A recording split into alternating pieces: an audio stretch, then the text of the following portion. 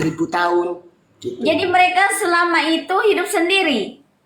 Masing-masing karena aku dengan dirimu jauh, masing-masing lagi galau, sedang berdamai masing-masing untuk makanya doa Nabi Adam pertama itu dalam kegalauannya dia, makanya doa tertua datang ke bumi ini adalah ampunan, kalimatnya Rabbana dzalamna anfusana wa ilam taghfir lana.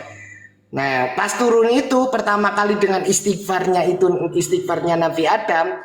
Nabi Adam itu melihat pagi hari atau fajar, lalu dia bersujud kepada Allah dengan memohon ampunan, gitu, dan kebahagiaan, bersyukur. Nabi Adam pernah berdoa gini nggak? Ya Allah, aku merindukan istriku misalnya gitu. Sama ya, kalimatnya wahai host yang di sana, semoga engkau merindukan diriku, gitu. Iya, sama dalam konteks doa itu, ketemu dalam doa yang sama, gitu. Oh, pantas orang bilang saling mendoakan gitu ya, padahal. Berarti kamu tidak pernah mendoakan aku ya host. Aku berarti bertemu sebelah tangan nantinya, gitu ya host. Jadi ketika ketemu mereka ngapain? Ya itulah sambil nyanyi film India itu host pertama kali tuh. Kumhere sambil lari kan. Kang Mas Adam gitu. Ayang Upip, mereka dalam bumping itu. Maka mereka dinukilkan itu pertemuan itu di. Pertanyaan saya adalah, apakah mereka itu sebenarnya sudah cinta? Yo itulah makanya bumping itu, mereka menemukan udah memahami cinta di sana, pas diturunkan ke dunia jadi bumping. Oh, iya. Seru juga ya kisah cinta mereka. Makanya kita praktekkan dulu biar paham. Kasian banget deh. Apa di bawah tuh? Mencuri dari kitab Taurat. Apa lagi Taurat? Iya, nggak apa-apa Elia. Iya, kita nyuri di kitab Taurat kok. Ya, nyuri malah, bukan fotokopi lagi. Kata saya. Yang lain nanya lagi, yang lain. Bang Abdul. Iya, Bang kata Jul. Khalil iya Kak, masalah bombing love ya. Kata Khalil Gibran gini, Khalil Gibran, Wush, ahli Gibran. cinta itu tidak memberikan apa-apa karena cukup. Habis riwayat Tunggu, Agnes tunggu. Monica, cinta ini tak ada logika. Tunggu Khalil Gibran begini, cinta tidak memberikan apa-apa kecuali untuk dirinya sendiri dan tidak membutuhkan apa-apa kecuali dari dirinya sendiri. Karena cinta cukup untuk cinta, cinta sudah cukup untuk cinta, dia nggak butuh apa-apa lagi. Cinta, Hanya manusia yang cinta. kadang-kadang bermain perasaan. Penderitaannya cukup sama Kang Abdul aja. Cinta.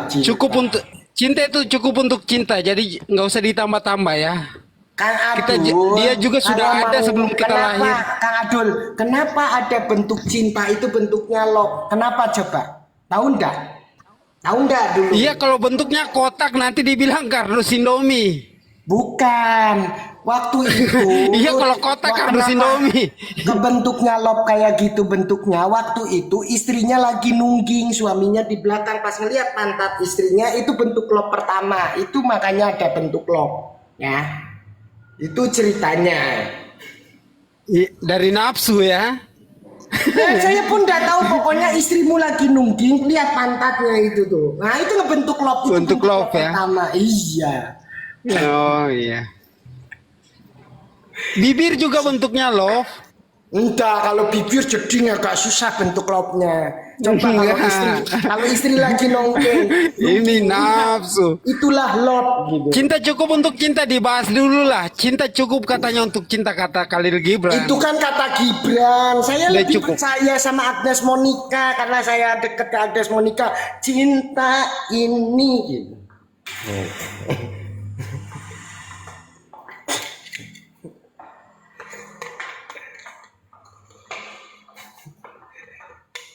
Hostnya kemana lagi nih? Manusia. Aduh, host selalu bikin bahagia aja, ada aja mainan.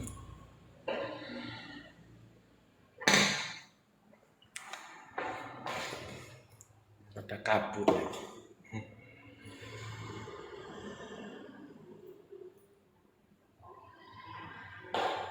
Atau filosofi saya tentang cinta gini. Cinta bukan tentang benar dan salah, bukan tentang cantik dan buruk rupa, tapi tentang merasakan ketulusan. Anjoy. Itu filosofi saya ya.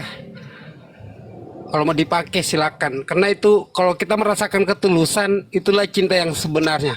Kalau percuma kita bilang cinta kalau nggak ada rasa ketulusan.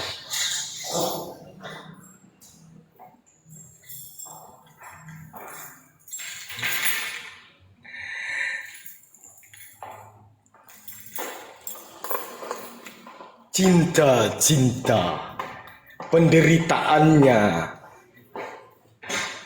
tiada berakhir.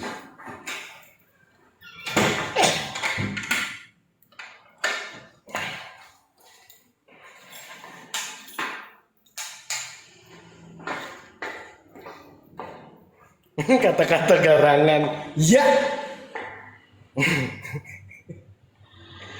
Cinta itu harus ada bukti, pokoknya kalian ini. Kisah cintanya Cupatkai itu bukan Tosancong, Cupatkai. Semoga hari ini kalian menemukan makna cinta dan saling berbagi cinta. Dan saling memahami, melihat dengan segalanya dengan penuh cinta. Cinta itu atau gini, cinta itu seperti tai kotok yang memberi pupuk untuk tanah. Iya, udah buat Kang Abdul aja teh kotoknya, saya nggak ikutan teh kotok lah.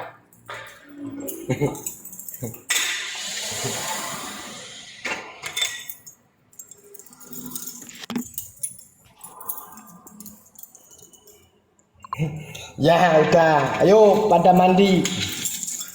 Yang mau maghrib, semoga kalian menemukan. Semoga kalian bahagia, penuh berkah, barokah, banyak rezeki, dimudahkan. Semoga kalian dalam kebahagiaan menemukan hal yang kalian. Iya, yang mandi silakan mandi. Tapi kalau ingat cinta dulu kepada Tuhan ya, pemilik udara ya, baru cinta kepada makhluk. Jangan cinta pada makhluk. Kalian mau cinta pada makhluk kalau nggak punya udara gimana coba? Ya, ingat, rajin-rajin bersyukur, masih bisa melihat bumi, masih bisa melihat daun. Jangan lupa bersyukur. Wah, cewek aja yang dikejar, tapi Tuhan nggak pernah diingat. Rajin-rajin mengingat kalau mencintai.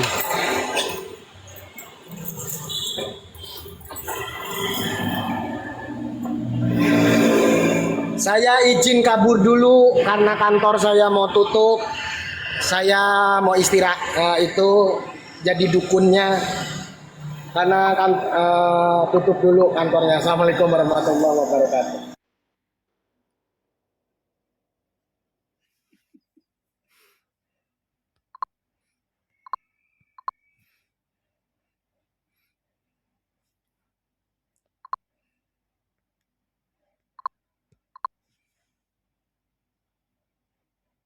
Iya. Jangan sampai kalian sudah mencintai seseorang tiba-tiba begini. Nabi Nuh ujiannya dia berat. Dia diuji mengharapkan pahala, ingat situ Tuhan. Jadi kalau sholat, kalau mau khusyuk gini. Pas sujud itu rendahkanlah dirimu serendah-rendahnya. Karena dia pemilik segala hidup. Biar khusyuk. Ruku juga begitu. Pas menyebut Allahu Akbar, ruku. Di situ kita merendahkan diri. Jangan kita merasa saya lagi ibadah nih, lagi sholat. Jangan. Biar khusyuk, gitulah. Jadi harus merendahkan diri serendah-rendahnya. Ya. Jangan sombong hidup di dunia. Karena apa-apa mata Tuhan yang miliki tangan. Hanya karena begini, penderitaan manusia itu dimulai Penderitaan manusia itu dimulai ketika dia merasa. Jadi manusia kadang-kadang merasa memiliki mata, memiliki tangan, memiliki istri, memiliki anak, padahal semuanya titipan Tuhan. Jadi yang dicari kebaikan aja. Jangan yang dicari ridhonya teman. Oh, moga teman saya baik. Ridho Tuhan yang dicari ya. Jangan apa-apa teman, istri, anak. Gitu ya.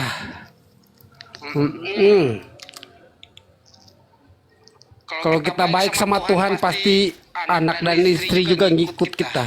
Gitu. Karena waktu akad nikah misalnya yang sudah berumah tangga nih, kalian akad nikah itu waktu ucapkan saya terima nikahnya itu kalian berjanji sama Tuhan. Kalau Tuhan marah nanti, keluar kau dari kolong langitku, cari Tuhan selain aku. Mau kalian suruh keluar dari kolong langit?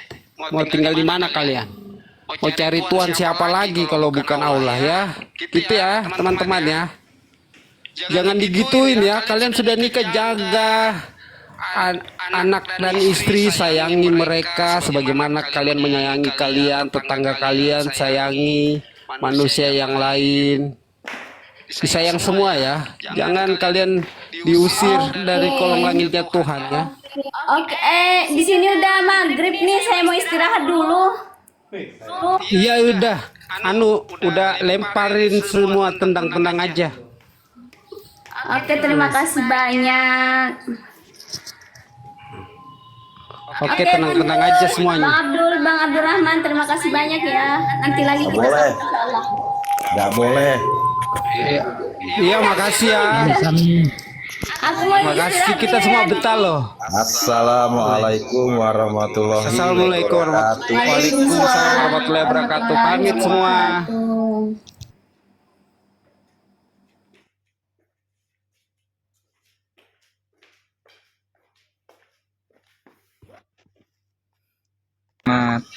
Martabat Nur Muhammad ini ketika dijelaskan lagi, itu sebenarnya menjelaskan tentang jati dirinya sendiri. Di sini urgensinya mengenal diri tadi. Nah, ketika mengenal diri pada dasarnya hanya agar bisa sampai kepada keikhlasan di dalam menjalani kehidupan. Ketika dia ikhlas menjalani kehidupan, itulah dia dikatakan menjadi pribadi-pribadi yang bertauhid kepada Allah. Ketika sudah ikhlas, maka dia pondasinya tauhid. Karena di dalam makna ikhlas itu sendiri ada makna ahad. Seperti yang disampaikan petunjuknya dalam Al-Quran, Allahu ahad, artinya pandangan. Maka pandangan ini dalam kajian Ma'rifat disebutnya tasrofil wahdah. Ini secara teori keterangannya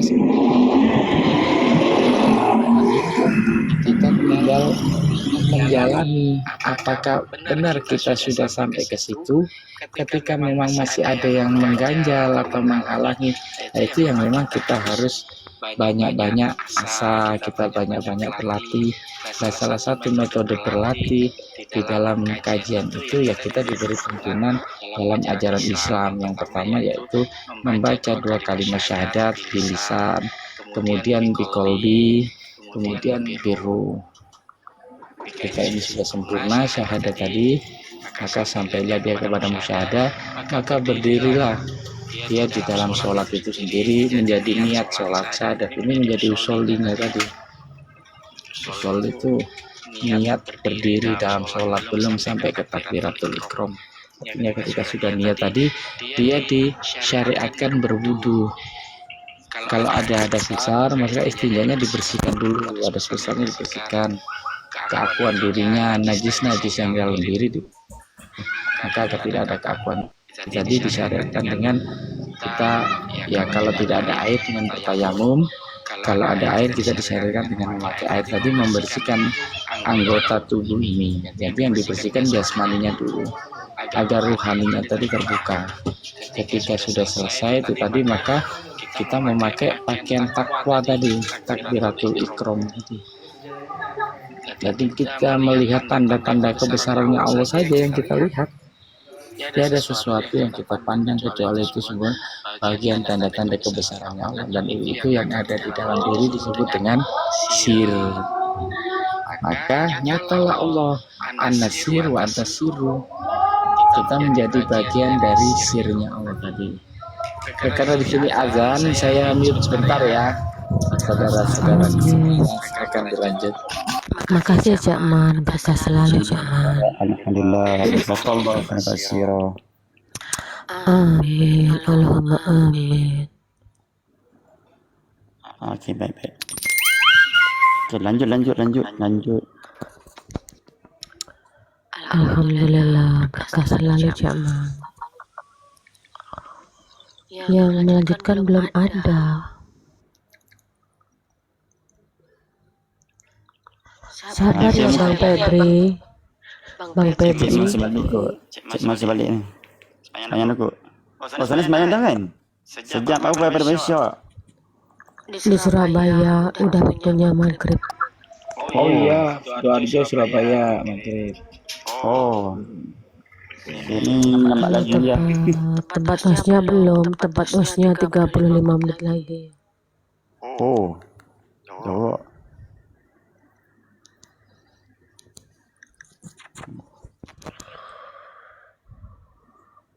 Oke, baik. Bang Febri, masih adakah di situ Bang Febri orang? Sabar ya Bang Febri kemarin. Biasalah Mbah itu begitu. Tapi intinya sama. Tenang aja Bang Febri. Tenang.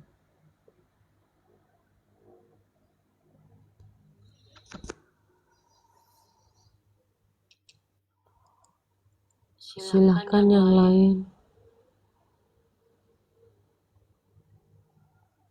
Wandi kalau mau bernarasi silahkan. Baca sholawat juga boleh. Bang Teonomi silahkan tadi. Bagus Bang Teonomi.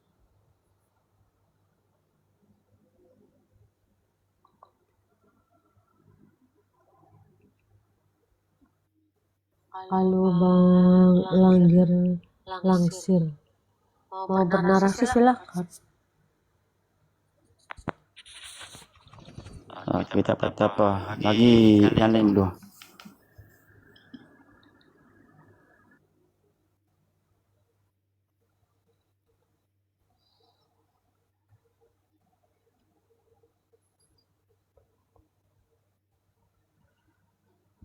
Jadi kalau menurut ada guru kita yang lain, Nur Muhammad lihat mana, ya semua itu Nur Muhammad melalui diri kita apa aja, nggak bisa. Oh itu bukan, ini belum, nggak boleh begitu. Karena sesuatu akan Allah jadikan semua itu. Mau lihat manapun itu bagus semuanya. Kan yang menentukan itu Allah bukan kita. Semua itu ada, tinggal kita yakinin. Kan enak, udah yakinin itu nanti Allah mewujudkan, Allah wujudkan, semua itu akan Allah bentangkan di situ. Kalau dia percaya, maka keimanan itu terjadi. Itulah iman. Nah, kalau dia malah menutupin cahaya temannya ditutupin. Oh itu bukan ini, tapi itu yang menentukan itu jurinya hanya Allah, manusia nggak ada. Justru manusia kalau udah sampai dikatakan sampai mendoakan, yang lain itu udah sampai gitu. Jangan malah menutupi cahaya temennya. Dan dikatakan ini kemarin kan siapa tuh? Jamilah. Seperti apa bentuknya? Gini belum. Lah semuanya udah tahu, udah jelas semuanya Nur Muhammad, pakai nanya bentuknya melalui lihat apa ya nggak boleh begitu. Cuman kita biarkan aja kalau dia ngejabret di sini. Kita hanya menyaksikan. Silakan Cak Man. Iya. Ya, jadi Kan Cak Man dengar juga kan itu baru ini. ini anak Jamilah itu mendaftarin Jamilah itu melalui apa? Lihat apa? Kapan ininya? Kalau itu belum gini-gini nggak boleh itu. Ibarat dia tuh menutupi cahaya temennya itu. Apalagi nggak layak dijadikan guru begitu. Seorang guru itu arif. Jangankan hanya 50 orang. Waalaikumsalam warahmatullahi wabarakatuh. Mau 300, mau 500, mau 1000 orang, mau 5.000 orang. Itu didoakan semuanya nyampe ke situ. Karena kata-kata itu mustajab. Nanti ya, Allah nanti. Semua itu kata-kata itu adalah doa. Jadi harus kita semangatin.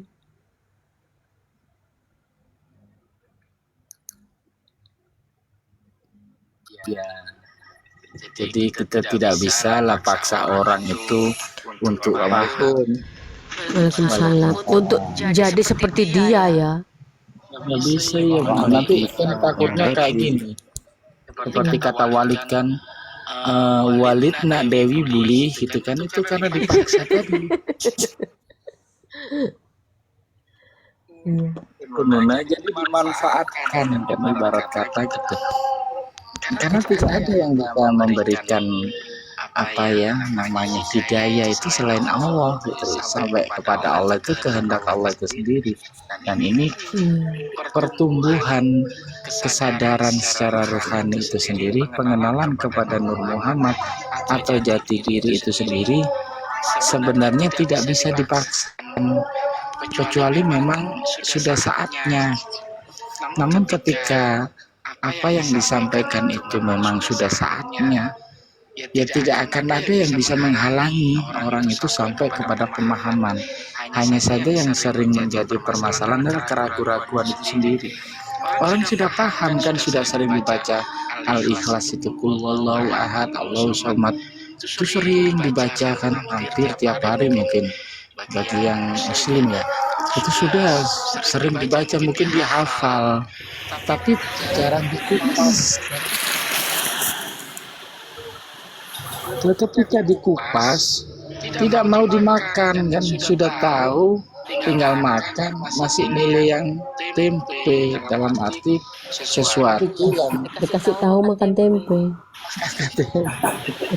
ya susah lah kan. Kalau kita mau pahami tentang ketauhidannya, siapa yang mengkupas itu sendiri adalah kehendaknya. Nah, kita tinggal menelaah saja, ini makanan layak tidak untuk dikonsumsi. Ada kalanya mungkin ya ketika makanan itu kurang lembut, anak itu kadang-kadang buat mainan itu makanan kan, buat lempar-lemparan. Ya, kajian seperti ini bagi orang dewasa itu makanan sehari-hari. Mereka sudah paham, hanya saja cara menyampaikannya beda-beda. Banyak sekali konsep-konsep atau akidah dalam ilmu furu itu yang menjelaskan tentang hakikat dari Nur Muhammad itu sendiri sesuai dengan apa yang diajarkan mungkin dari gurunya, dari orang tua. Sehingga terkesannya berbeda, padahal isinya sama, hakikatnya sama. Jadi kita tidak bisa memaksa orang harus paham. Ketika dia belum paham memang belum saatnya. Karena ibarat kata pertumbuhan kesadaran rohani itu masih butuh waktu, butuh proses untuk sampai dia tumbuh, batangnya kuat, akarnya kuat enggak. Kadang-kala dia sudah paham tapi akarnya belum kuat sehingga timbullah keraguan-keraguan. Dan akarnya adalah tentang keimanan itu sendiri. Nah, akar dari keimanan itu dalam Islam disebut syahadah. Bagaimana kita memperkuat syahadat itu sendiri sampai diajarkan tentang ilmu akidah dan dasar.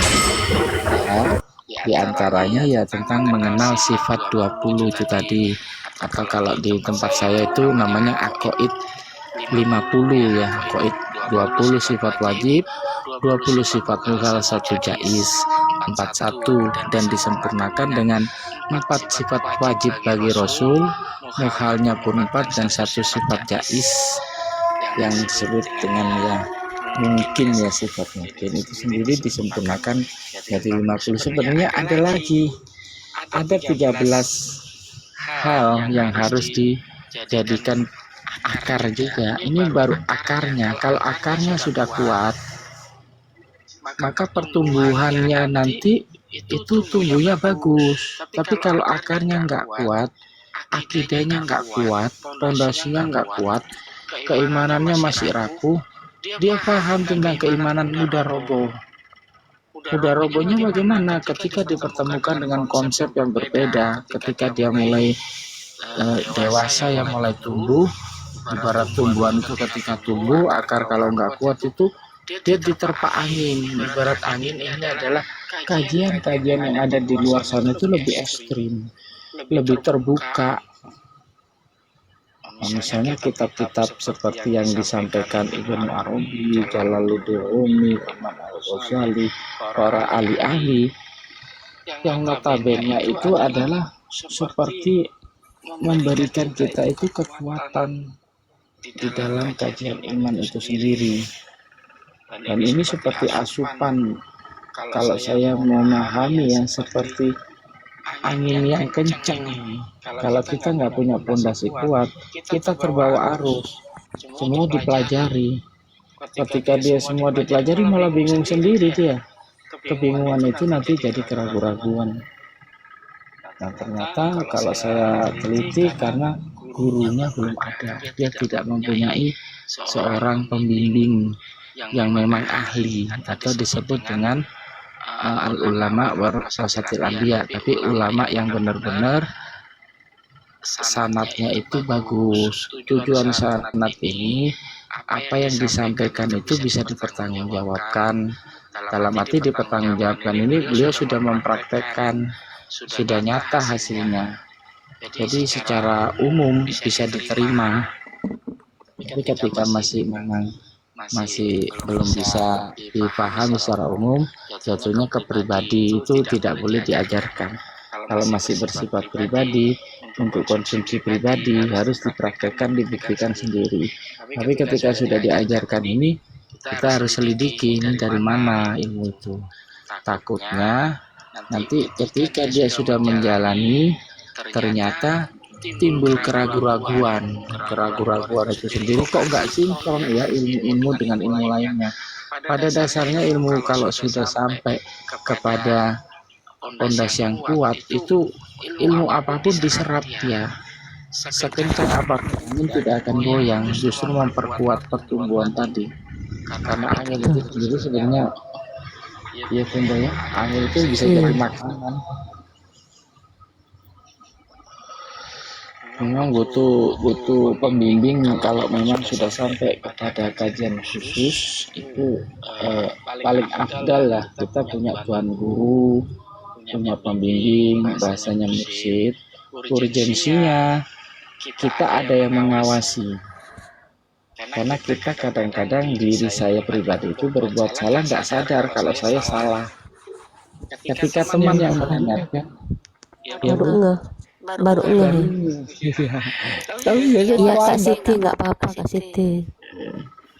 Takutnya kan ketika kita sadar terlambat. Tapi seorang pembimbing itu memang tugasnya dia memang bimbing. Jadi apa yang disampaikan Ngasih tahu ya, mengarahkan.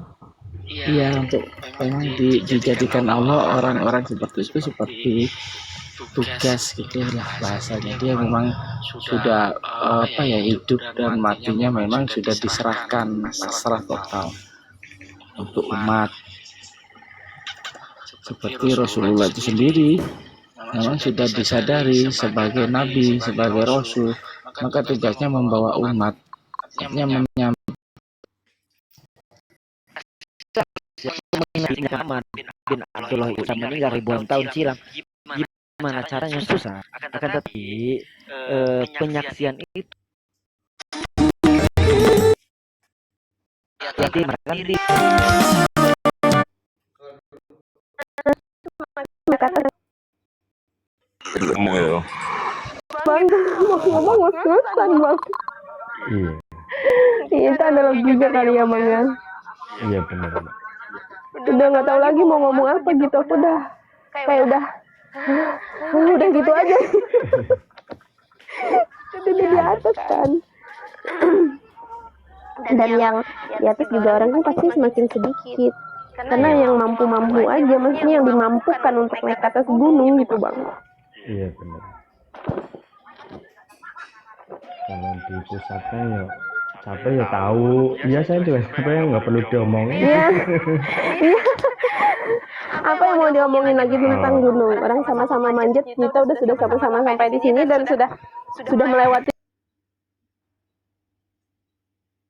sama-sama melewati yang jalannya itu gitu. Terus kita mau ngomong apa?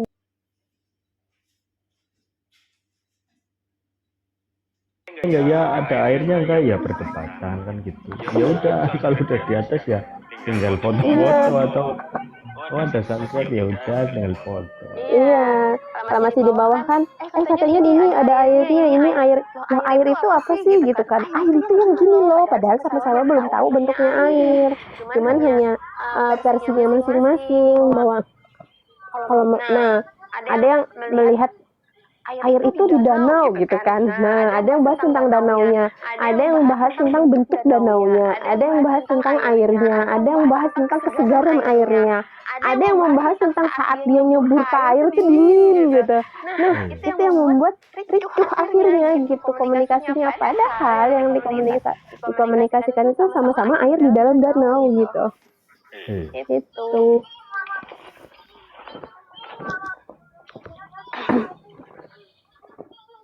Yang sama-sama belum menikmati gitu loh. Hanya masih katanya akhirnya ricuh perdebatannya. Coba kalau misalnya udah pernah di danau itu atau di kolam itu, nggak akan ricuh karena ketika orang ngomong kesegaran air dia tahu oh ini omongannya kesegaran air. Oh misalnya ada yang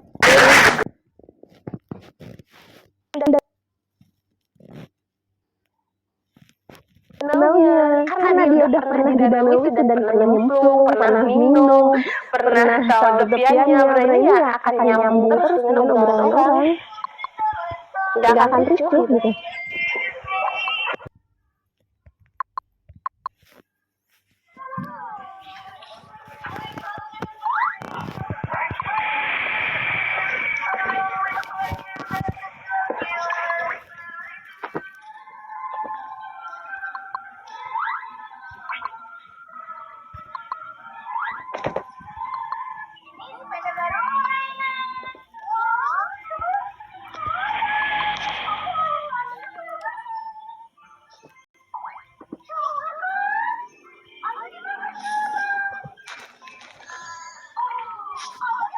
Orang-orang yang udah mungkin ya orang yang udah sampai sama-sama duduk di tepian danau, udah sama-sama menyaksikan danau, tinggal bagaimana gitu kan. Paling kalau komunikasi pun membangun ya, komunikasi membangun air danau ini kalau kita taruh di galon terus kita buat ini kayaknya lebih bagus deh.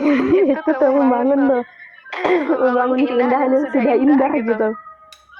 Jadi kalau misalnya air danau ini kalau direbus ditambahin ini kayaknya enak deh gitu.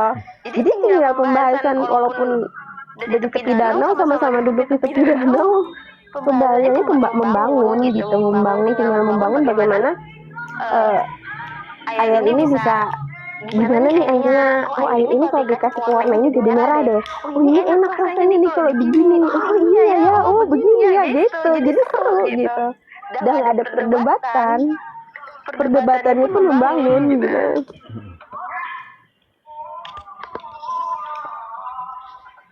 Ya, sudah ada jarak antara yang apa yang kita prasangka-prasangkakan kan.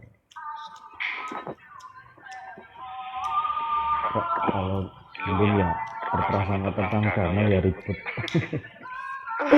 Kalau udah di situ ya udah penyataan nama danaunya ya udah nggak ada jarak, nggak ada prasangka ya. Iya tinggal membangun, tinggal menikmati. Terus kalaupun ada diskusi yang membangun, membangunnya itu tadi contohnya air danau ini kalau dikasih ini enak nih. Oh, aku punya ini gitu kan. Misalnya contoh kita bertiga di sini.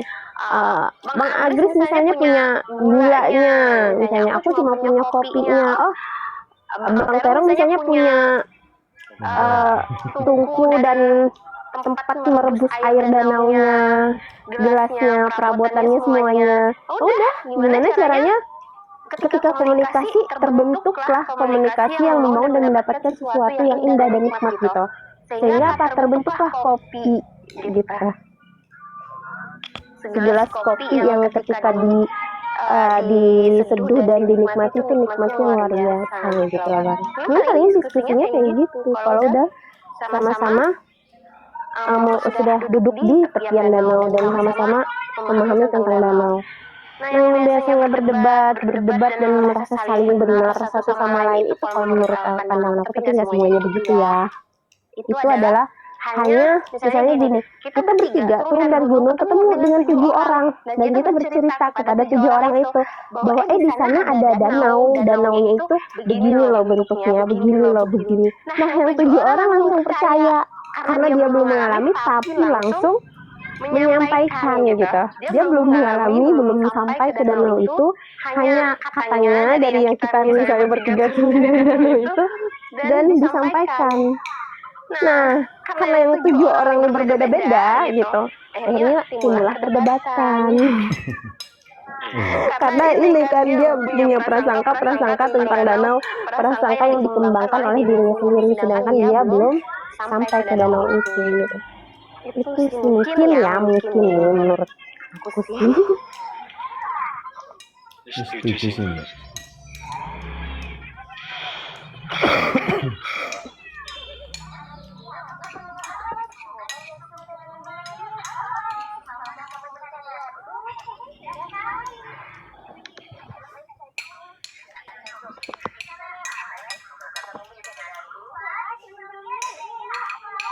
Kak, siapa namanya? Kak, autum. Lupa namanya. Iya Kak Felis. Saya onik lah. Jadi biar aku yang nggak ngomong.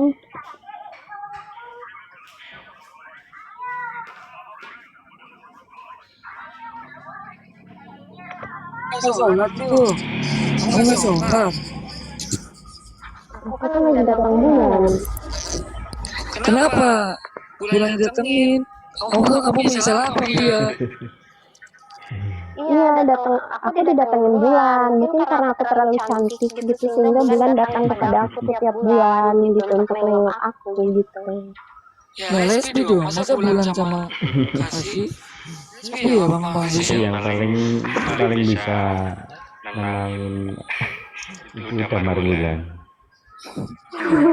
Kalau di Jawa itu, kalau orang-orang datang bulan itu yang bisa nenangin itu damar bulan. Udah bang, kemarin marah-marahnya berapa hari ya, 4 hari bang, bener-bener nggak bisa ditahan itu. Sekarang karena udah lancar keluarnya, jadi nggak terlalu ini sih hatinya. Bisa gitu kan ya? Kok bisa gitu ya? Enggak bisa. Enggak. Orang datang bulan aja cewek pada marah-marah datang enggak ya?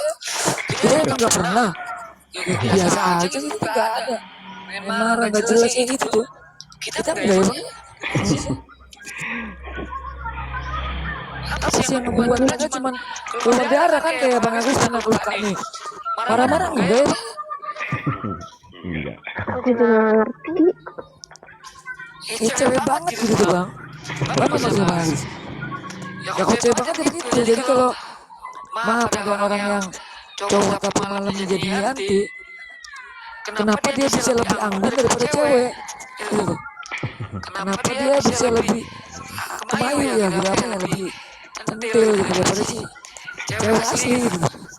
Berarti memang ada. Jadi dibuat-buat alami gitu. Gue sempat ngeledekin sama kena gue kan. Iya, sayang, gede masih gila. Gede sayang. Cewek, ada ih, gede banget gila. Emang sini, ih bos mau bencong bos ini.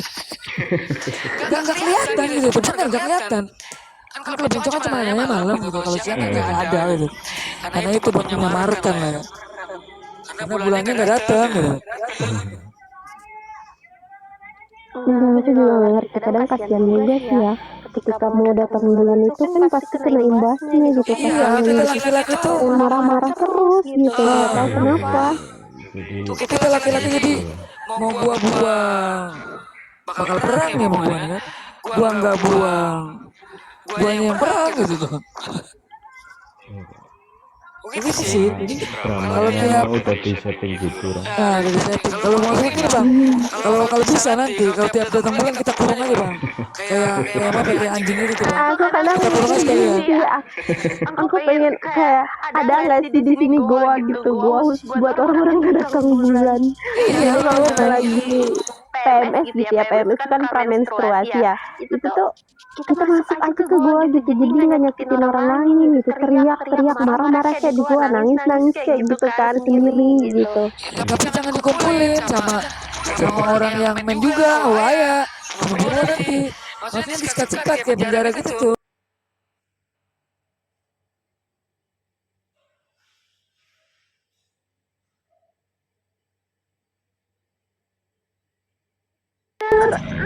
Gitu.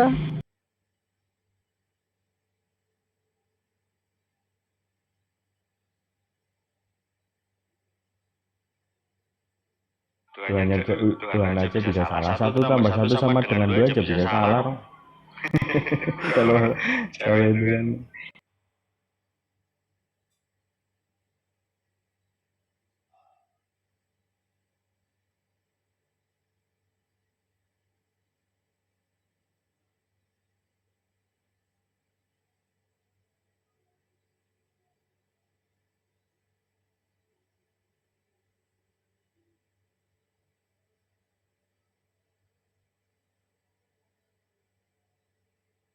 cara narasi spiritualnya kan fungsi tulang rusuk laki-laki itu di situ, nanti gerengap-gerengap itu kalau orang Jawa. Tulang rusuk itu rasanya aduh nekuk gitu loh kalau orang PMS kan di situ. Tapi kalau perempuan loh nggak ada gitu-gitunya, itu laki-laki nggak juga bingung, ini kok perempuan kok nurut gini, nurut dalam sebulan itu laki-laki juga bingung loh, malah lebih bingung. Dikasih segini ya nurut, ya ternyata berpikir maksudnya ini kehidupan ada dramanya yang begini kan gitu, nggak seru loh orang ibaratnya.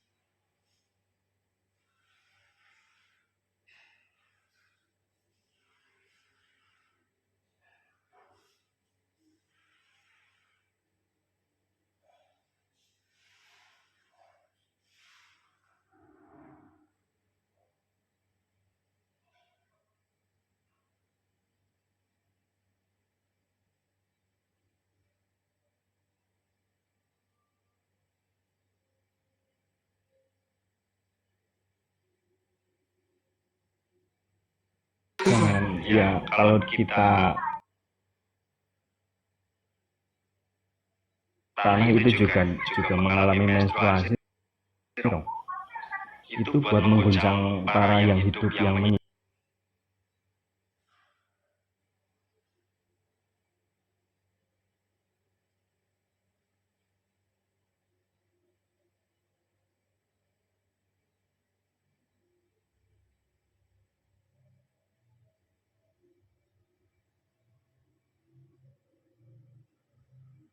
mau dirubah gitu ya. Ya udah angkat aja yuk, ini mau siap-siap juga mau jalan. Mau jalan juga dia tuh. Bentar lagi. Makasih ya Bang Kapan Adri. lagi ya naik lagi ya sama-sama. Ya. Sama aku enggak?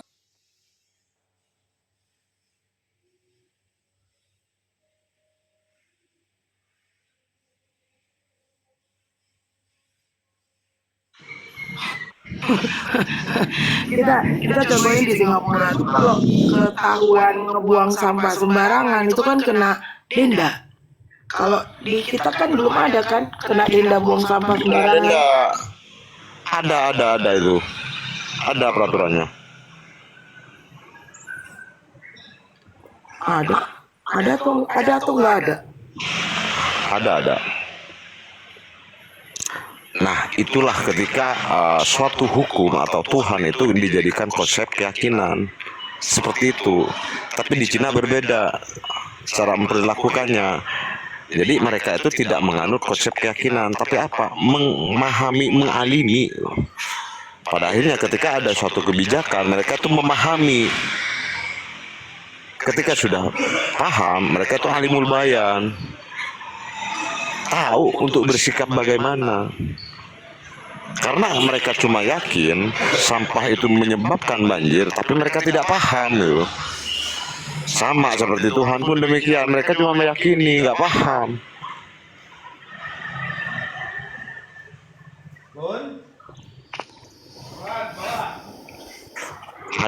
Adapun di kitab-kitab itu juga kita itu ditugaskan untuk memahami alimullah, alimus sholati wa zakat wa tasbihah dan sebagainya. Disuruh memahami.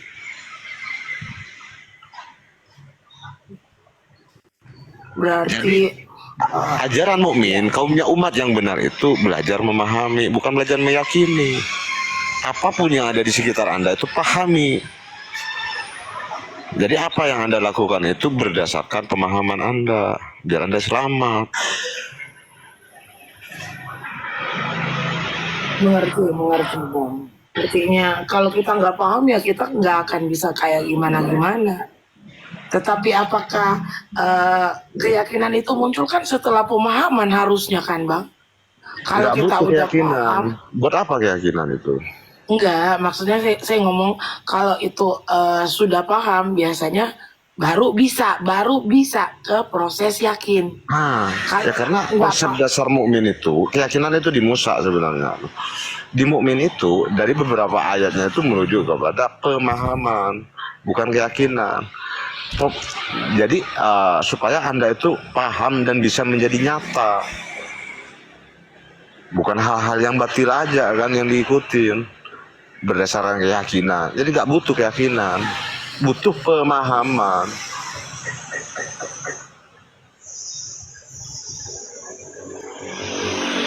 Kalau Anda sudah paham, buat apa lagi keyakinan? Kita nggak bisa yakin kalau nggak paham. Kata siapa lah Bu? Keyakinan malah nggak butuh pemahaman. Dogma itu termasuk keyakinan. Konsepnya sekarang kan kita nih kayak misalnya Islam itu kebanyakan kan Islam karena turunan. Nanti Ya, baru dalamnya belajar. Bukan dari pemahaman.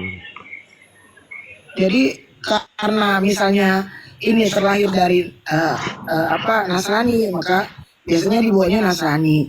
Ini terlahir dari Muslim, maka Dia yakin dia itu Nasrani gitu. Anda yakin Anda itu Islam. Kalau pahami Islam itu apa? Selamat gitu loh. Anda selamat enggak sekarang? Enggak, ya sudah bukan Islam berarti. Anda itu dituntut untuk menjadi Islam. Anda cuma ngaku-ngaku Islam. Itu cuma keyakinan Anda yakin Islam. Kenyataannya, faktanya Anda belum tentu Islam. Apakah Anda Muslim? Ya, saya yakin sama Muslim, tapi Anda ngamuk-ngamuk.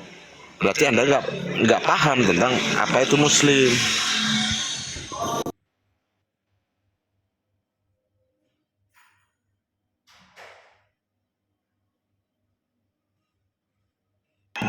kayak dibawa haram. Apa sih? Tadi Haram gitu loh. Makan ini haram gitu loh. Nah, apa itu haram? Terlarang, nggak paham berarti dia haram.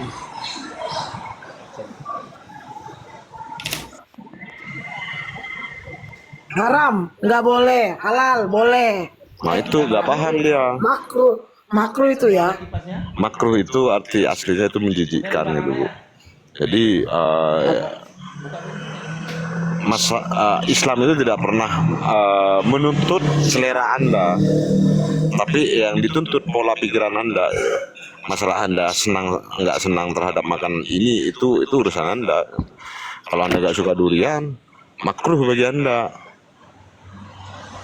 Tapi ada orang yang obatnya sakitnya dia itu cuma durian, menjadi wajib bagi yang begitu. Wajib itu kan harus terpenuhi, kewajiban harus dipenuhi. Jadi obat itu hukumnya apa? Ya tergantung kamu gimana itu. Kalau kamu sakit ya wajib minum obat. Wajibnya bukan minum obat, wajib disembuhkan gitu. Kebutuhan kamu kan disembuhkan, minum obat itu. Bukan di obatnya, wajibnya. Disembuhkannya.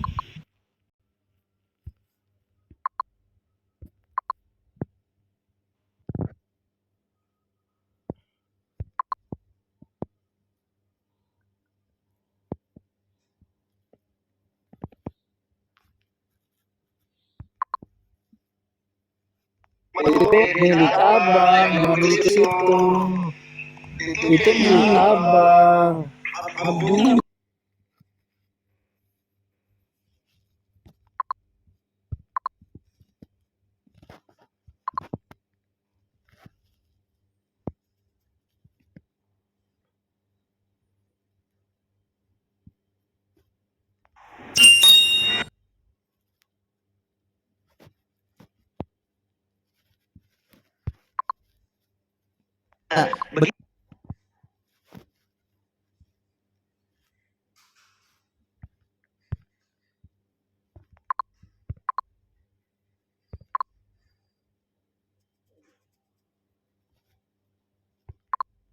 Justru hiburan yang justru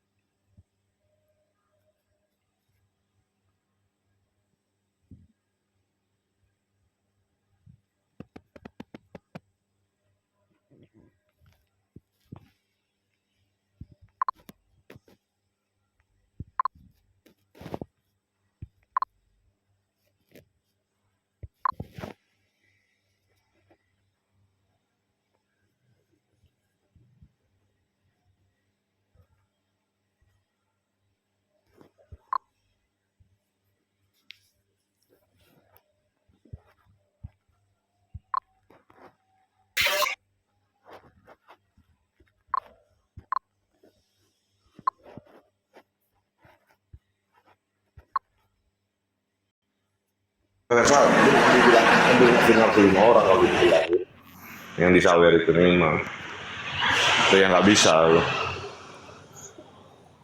Kalau seperti Bu Ira kafir Anda nggak bisa, soalnya penjelasan saya dia terima semua kok. Enggak. Kalau Anda menolak berarti Anda kafir. Enggak. Saya dalam konteks adalah bahwa Anda berpandangan dengan sudut pandangnya abang sendiri. Anda ayat yang dia bilang Sendiri kayak gitu.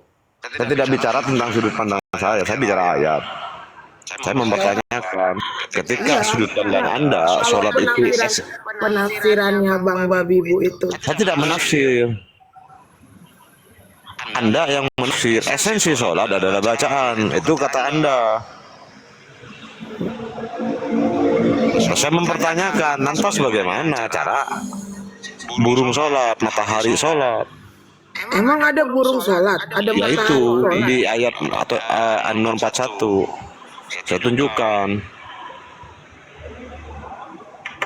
Tayron safa kullah qaddah alimun enggak pakai waw ya, sholati wa tasbiha.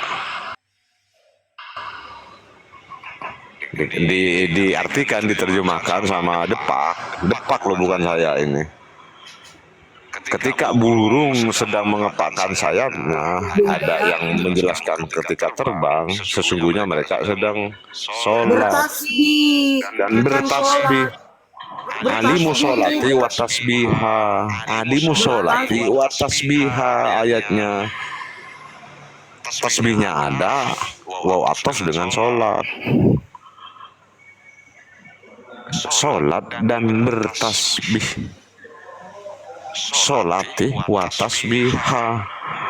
Mau dihilangkan ayatnya itu, hapus itu, salah kayak nulis ayat itu.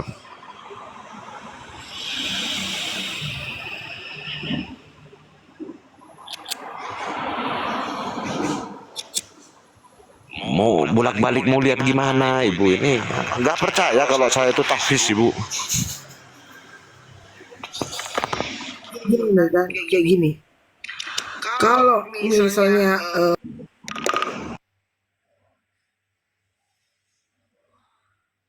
Misal apa? Mau dijelaskan bagaimana lagi? Anda menentang kemenak, Anda ingkar sunnah.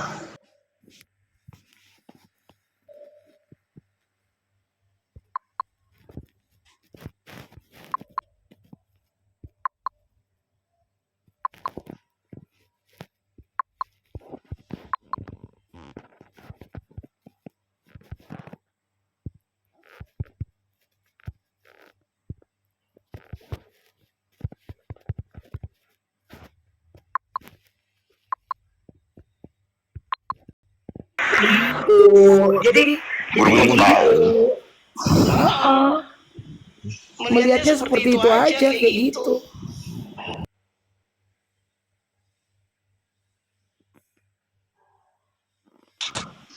Jadi kalau ibu itu mau jujur, sebenarnya itu bisa menjelaskan sholat itu apa dari ayat itu. Cuma ibu nggak mau jujur.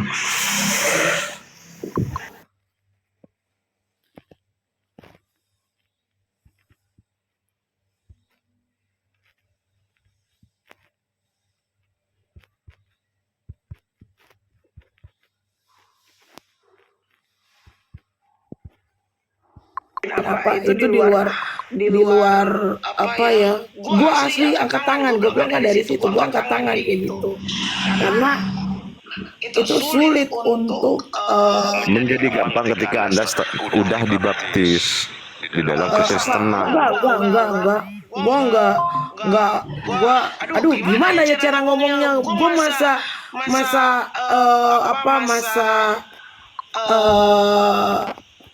banyak dalam itu dalam kalau gue mau percaya itu kan bagian dari Islam. Anda bisa menemukan jawaban di gereja. Nggak ada jawaban di gereja. Ada di masjid. Iya, bukan. Jawabannya itu ada di hati, Bang. Jawabannya itu ada di hati. Gua ngira jangan kita makan omongannya yang begitu manis Nggak apa-apa. bermakna. Sebenarnya dia adalah tim penyesat, tapi kayaknya tim penyesat kali ini Bang Babi Ibu kurang gitu. Iya. Kurang. Nggak ada kiainya. Yang begitu mundur-mundur ya. Nggak bisa Pakai masuk. versi lunak soalnya. Justru gua banyak bokap gua dua orang yang yang dimualafkan. Gua di kantor satu orang kayak gitu. Jadi begini loh Bu, Kristen dari kata Kristus, yaitu yang tercerahkan. Anda nggak mau dicerahkan. Anda nggak mau Kristus. pakai Kristus. Udah pakai surat, jangan pakai Al-Quran. Al-Quran itu Kristus itu pencerah itu. Bunda Ira lagi didoktrin, jangan tolak, Bunda lempeng aja mulai. Nah, Al-Quran itu pencerah itu. Al-Quran itu Kristus. Ini, gua nggak pernah menolak Injil, Bang Babi Bu. Gua nggak pernah menolak Injil. Ya gimana orang perintah Gua nggak pernah nolak Nabi Isa. Gua nggak pernah, karena itu Nabi gua kayak gitu, kan? Masalahnya kayak gitu. Nah, yang itu jadi Injil itu apa? Nah sekarang kayak gini nih. Sekarang kami itu di Muslim kan, di Muslim di perempuannya disuruh nutup aurat, di Kristen disuruh nutup aurat nggak? Disuruh nutup aurat nggak? Disuruh. Ada nggak ayatnya di Injil kalau disuruh nutup aurat? Perintah untuk menyebar kasih sayang itu dalam bentuk menutup aurat gitu loh. Aurat itu apa? Emang tubuh. Tutup matamu sekalian kalau aurat itu tubuh. Nah itu yang salah. Bukan yang salah. Ya aurat itu apa? Aurat itu apa? Ada nggak perintah di Injil? Ya aurat itu apa? Ada nggak, Bang? Ya aurat Satu itu bahasa aja dulu. Arab gitu loh. Injil itu menggunakan bahasa Yunani. Biar ketemu Ya aurat itu iya. apa dulu, di Indonesia kan dulu. Biar ketemu. Makanya gua cuma nanya itu. Aurat itu apa? Kalau Anda menerjemahkan aurat itu tuh butuh tutup matamu itu loh. Kalau kelihatan berarti Anda menunjukkan aurat Anda. Gimana bisa orang tutup mata dalam beraktivitas? Kayak gitu. Ya makanya, ya aurat apa? Itu aurat